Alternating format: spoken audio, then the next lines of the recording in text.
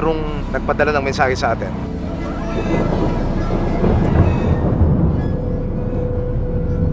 Yung aming kaanak na nagsabong at lumaban sa derby, hindi na namin makita.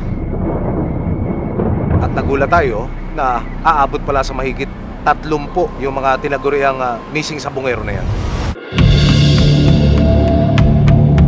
Isang linggo nang hindi matunton ang 10 lalaking nagpunta lang sa magkahiwalay na sabungan. Nadagdagan pa at naging 34 na ang mga nawawalang sabongero sa iba't ibang bahagi ng bansa. In 1 year, Sabong gives government billions. Ibalik ko na ang mahal namin sa buhay! Sa mga pamilya rin nitong mga dumukot na to, hindi po magtatagal.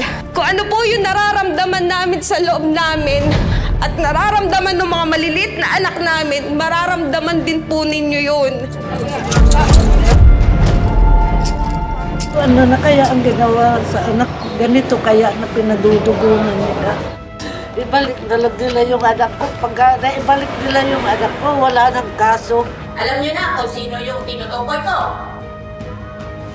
O si A. Question kung sino-sino nilalabas sila. Biktima ba silang lahat?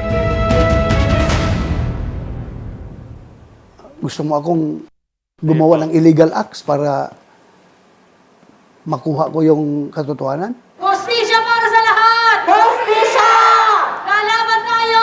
Lalaban! Ako yung naka-experience talaga nun. Ako yung nakakita in my own eyes.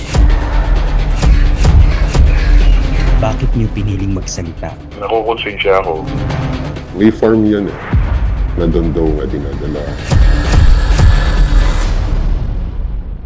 Buhay pa po ba ang mga nawawalang sabongero?